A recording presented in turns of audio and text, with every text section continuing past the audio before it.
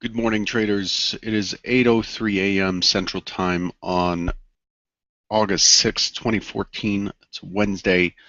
Derivatives trading involves substantial risk of loss and is not suitable for all investors. My personal opinions, market data, and recommendations are subject to change without notice. Past performance is not indicative of future results. Quick rundown of the news overnight. German June factory orders misses, comes in at negative 3.2 month-on-month, expected at positive 0.9, negative 4.3 year-on-year, expected at 1.1% year-on-year. It's a pretty big miss. UK June industrial production misses, comes in at 0.3% month-on-month, 0.6 consensus, and then 1.2 year-on-year versus 1.5. Italy's second quarter prelim GDP also misses, negative 0.2% versus 0.1%, and negative 0.3% year-on-year versus 0.1% expected. The Polish Prime Minister says there are reasons to believe risk of intervention, direct intervention of Russia and Ukraine has grown recently. Russian troop buildup on border suggests they may be readying to pressure or invade Ukraine. The Finnish PM says there's an indirect impact of Russian sanctions and could cause economic crisis in Finland. I think he's setting up to skirt the sanctions there. The U.S. trade balance came in at negative $41.5 billion versus expected negative $44.8 billion, so slightly better on the trade balance. We still have tomorrow, Thursday, we have German industrial production, the BOE rate decision, and their UK's QE. Don't forget, tomorrow we get ECB rates and Draghi's comments. We have jobless claims.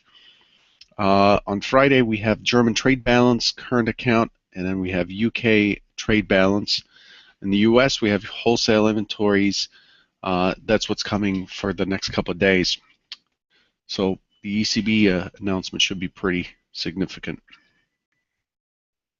Now let's switch to charts and look at what we did yesterday, as always. All right, you should be seeing my chart here. For those of you who've asked, I cannot do anything about the Google Plus watermark on the broadcast since the service is free. We're using the service for free from Google. There's no way, even if I paid for it, to take that watermark out. I know many of you have complained to see if it can be removed. It cannot. So yesterday, a very methodical auction with an interesting twist in the afternoon, but essentially, let's walk through it piece by piece. Why is this? Okay. Let's walk through it piece by piece here.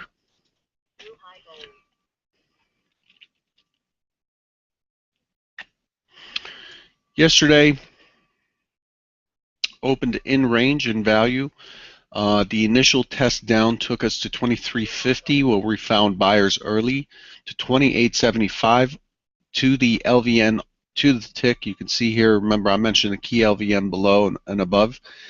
Down, so 28.75 gets tested, we rotate through the open, and we break the OS low. Looks bearish.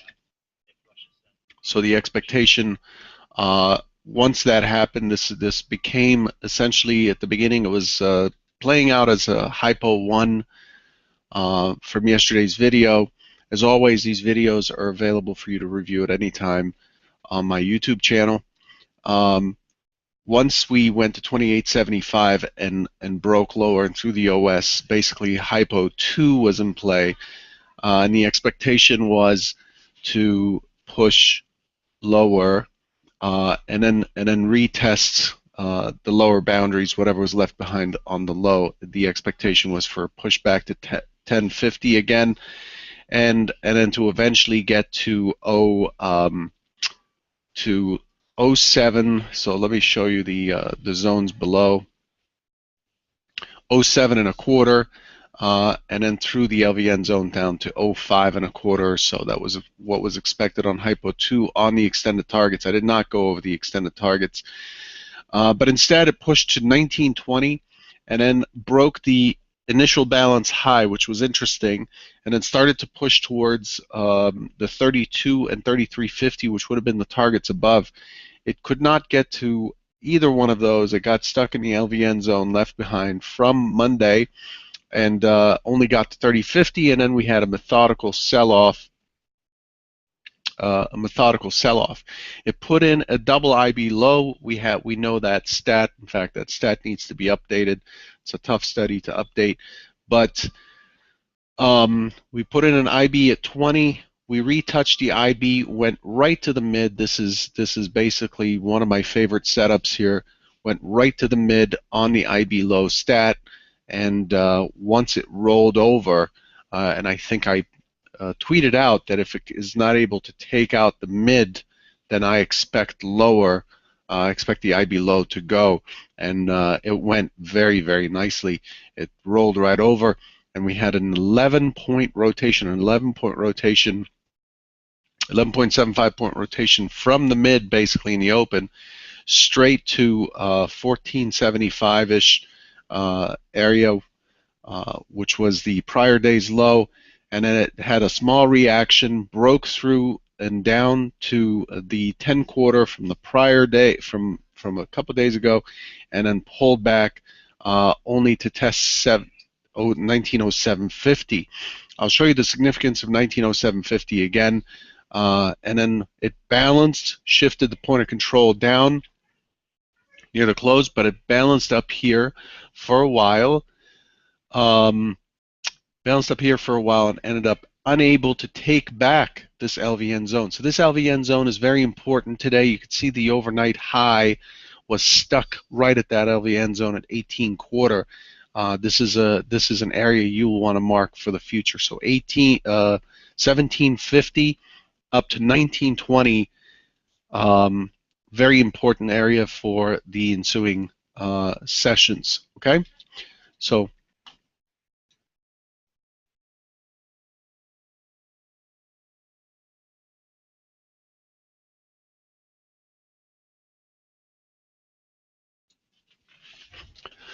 So, moving on, let's look at the main areas that the market has tested. So, we have the double distribution that was left behind on Monday, test lower to the HVN, test higher to 30.50, diddle in the middle, and then finally breaks through and breaks down to the CLVN zone right here, 1907 quarter, misses it by just a tick. 1907 quarter goes down to 1905.75 or so. I'll show you where this comes from. If we go back to the 27th, 28th, 29th, and 30th, watch how the market traded here. 28th pushes to 5 and a quarter.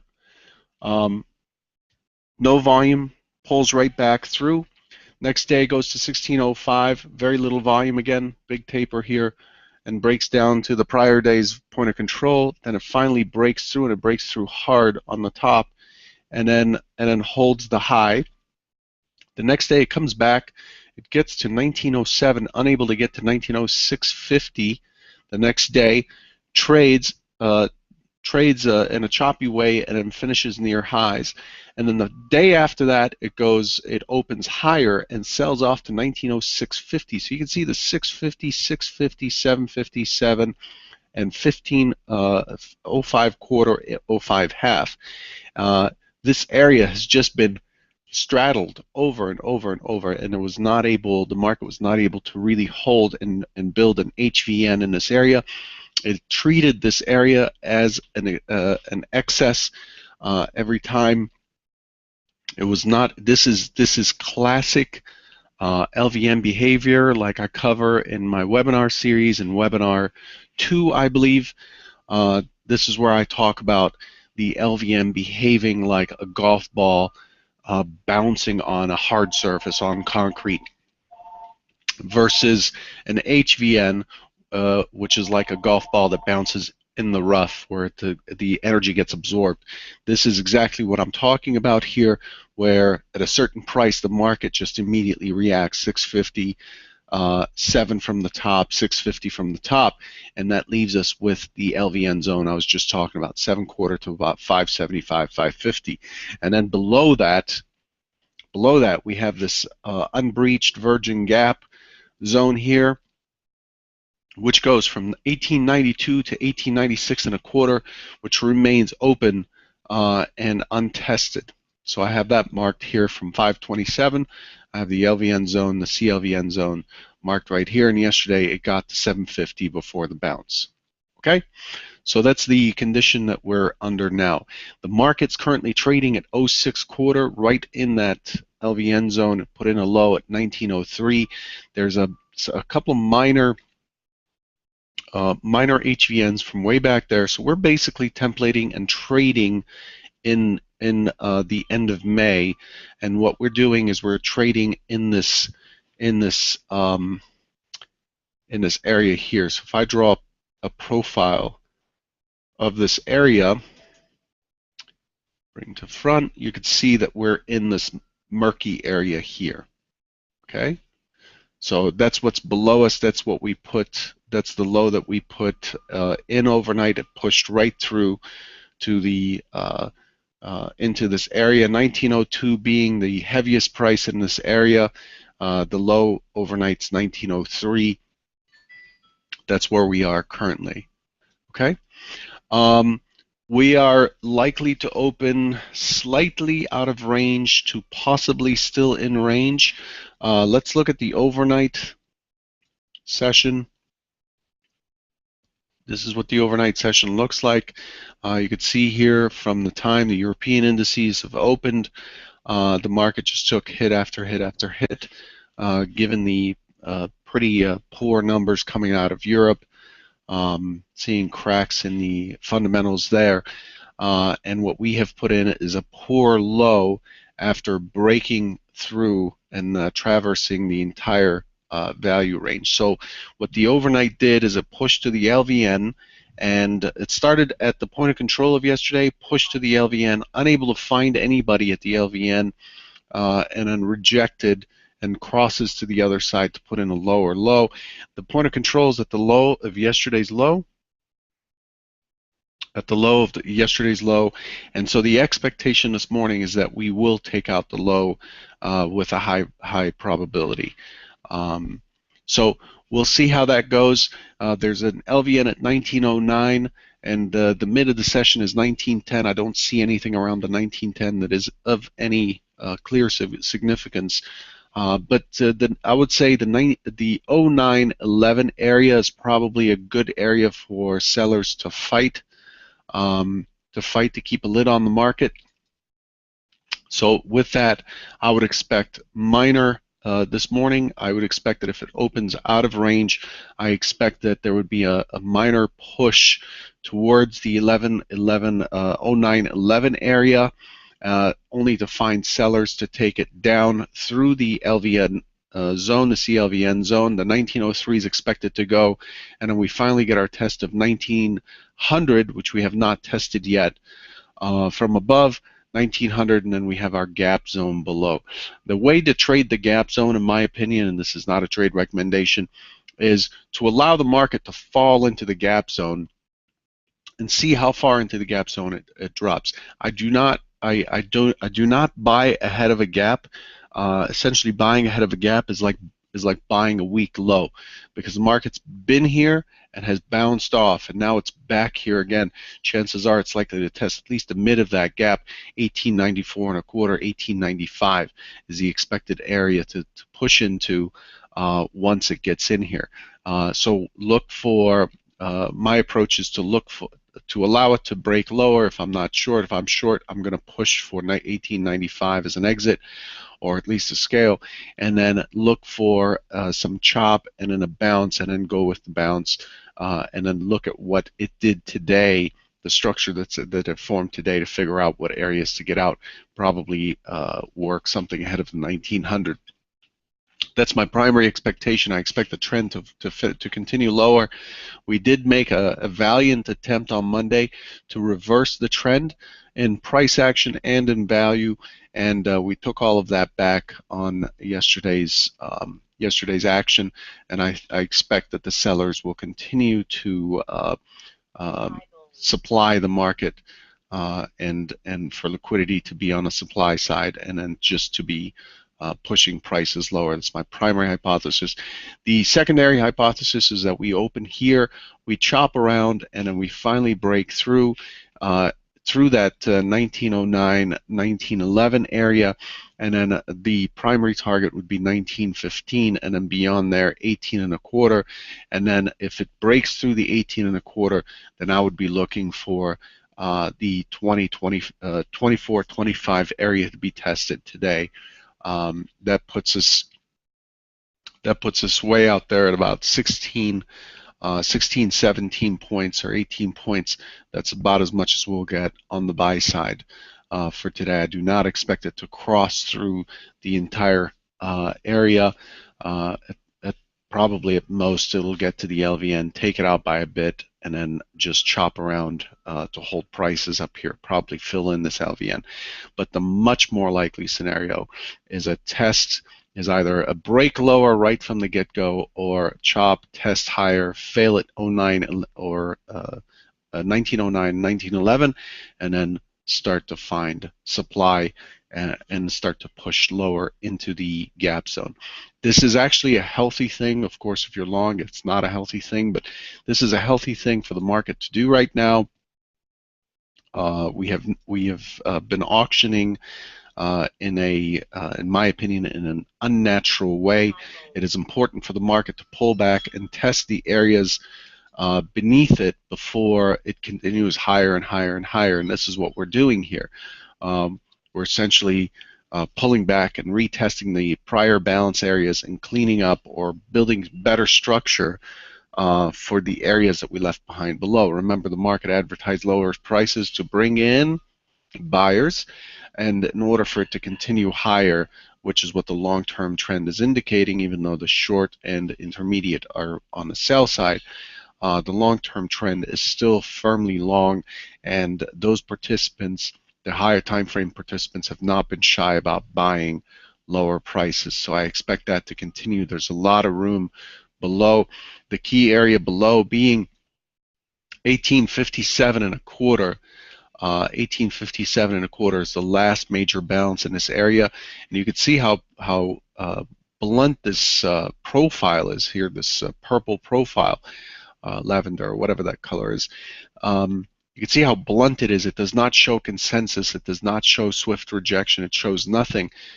When I zoom out, you can see below the structure is much better. There's a very clear rejection, acceptance, rejection, acceptance, rejection, acceptance, rejection, acceptance, rather than this blunt kind of grindy stuff that we've been trading through earlier this summer.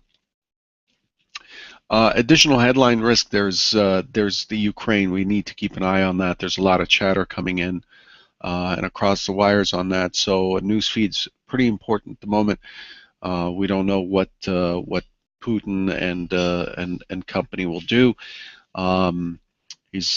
He likes to show that he's got guts. So as that happens, the market does not like uncertainty. The market responds to uncertainty with a flight to risk, which would mean that selling in equities and in the indices, and then going to gold, silver, and the treasuries. That's all I have for you for today. I don't have any special advice or anything. Don't forget that we have crude oil at 9:30. There's nothing special today. There's no further. There are no further releases. I did not go through the economic releases, I guess, but there's just crude oil and distillates and gasoline today. So look out for that if you're an energy trader, and mind your risk. Good luck today.